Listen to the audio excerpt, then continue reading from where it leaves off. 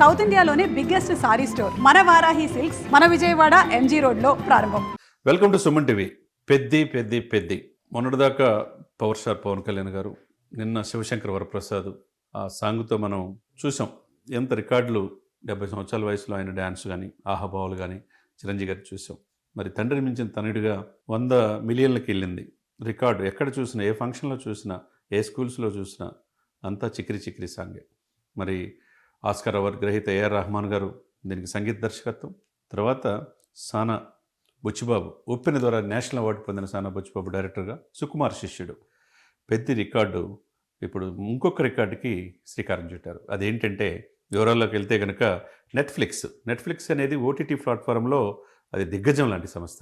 ఇప్పుడు దీన్ని అన్ని భాషల్లో డిజిటల్ స్క్రీనింగ్ టెస్ట్కి ఆ బాధ్యత నెట్ఫ్లిక్స్ తీసుకుంది. దానికి 130 కోట్లు వెచ్చించడం అంటే మామూలు విషయం కాదు. చాలా సినిమాలు ఎడిటింగ్ అయిపోయి రిలీజ్కి రెడీగా ఉన్న ఓటీటీ తీసుకోలేని పరిస్థితిలో ఉన్నాయి.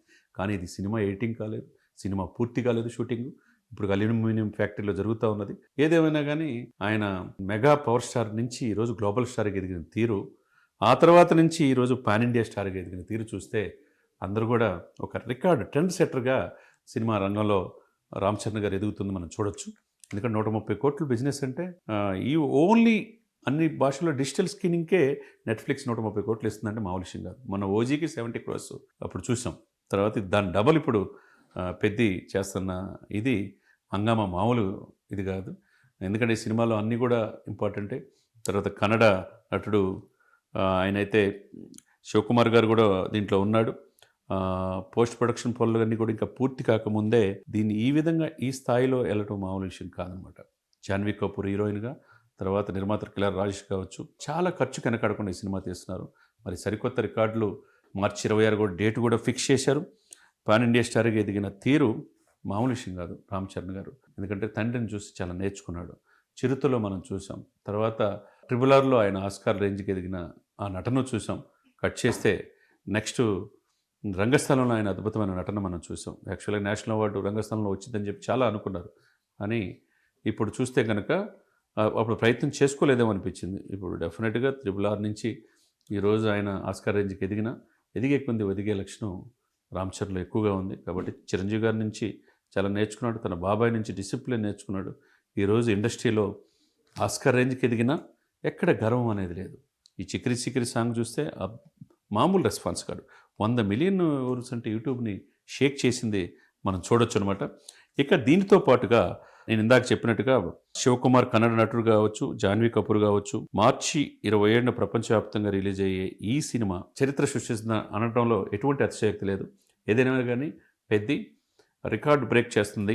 ఓన్లీ ఓటీటీ కలెక్షన్స్కి స్క్రీనింగ్కి 130 కోట్లు అంటే ప్రీ రిలీజ్ ఇది ఎంత కనెక్షన్ చేస్తుందో, దీన్ని ఏ విధంగా ముందుకెళ్తుందో మనం వేచి చూడాలి.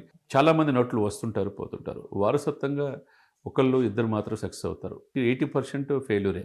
కానీ రామ్ చరణ్ ఎదిగిన తీరుని మనం చూస్తూ ఉంటే అటు డ్యాన్స్లో కావచ్చు, అటు యాక్షన్లో కావచ్చు, ఆహభావాల్లో కావచ్చు, ఒకవైపు తండ్రిని ఒకవైపు బాబాయిని ఇద్దరిని మెప్పిస్తా ముందుకెళ్ళే తీరు నభూతో నభవిష్యత్ అని చెప్పుకోవచ్చు.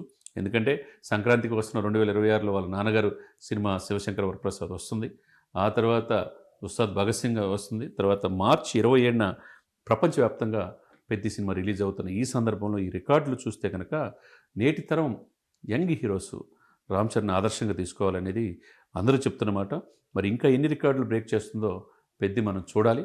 ఇప్పటికే రిలీజ్ కాకముందు ఇన్ని రికార్డులు అంటే మరి డేట్ కూడా ఫిక్స్ చేశారు. మరి ఈ సంవత్సరం 2025 ఓజీ ద్వారా సెన్సేషన్ క్రియేట్ చేశారు. తర్వాత చిరంజీవి గారు కొత్త సంవత్సరంలో విజయాన్ని అందుకోబోతున్నారు. ఆ తర్వాత వాళ్ళ అబ్బాయి రామ్ చరణ్ కావచ్చు, ఆ తర్వాత వాళ్ళ బాబాయ్ ఒకవైపు రాజకీయాల్లో సక్సెస్ అవుతారు, సినిమాల్లో ఉన్న పవర్ స్టార్ పవన్ కళ్యాణ్ గారు కావచ్చు. అన్నీ చూస్తే మెగానామ సంవత్సరమే 2025-26గా మనకు కనపడుతూ ఉంది. ఏదైనా కానీ all the best Ram Charan గారు చెప్పాలి. ఎందుకంటే G20 సమావేశంలో కావచ్చు, మొన్న మధ్యన మోదీ గారిని కలవటంలో కావచ్చు, తర్వాత చిరంజీవి చారిటబుల్ ట్రస్ట్ నిర్వహణ విషయంలో కావచ్చు, తన తండ్రి ఆశయాలు అనుగుణంగా తన బాబాయిని స్ఫూర్తిగా తీసుకొని సేవ చేయడంలో నేర్చుకున్న రామ్ చరణ్ ఈరోజు మెగా పవర్ స్టార్ నుంచి గ్లోబల్ స్టార్గా పాన్ ఇండియా స్టార్గా ఎదిగిన తీరు నిజంగా అప్రిషియేట్ చేయాల్సిన విషయం. మరి మిగతా రికార్డులు రాబోయే రోజులు ఎలా ఉంటాయో మనం వేచి చూద్దాం.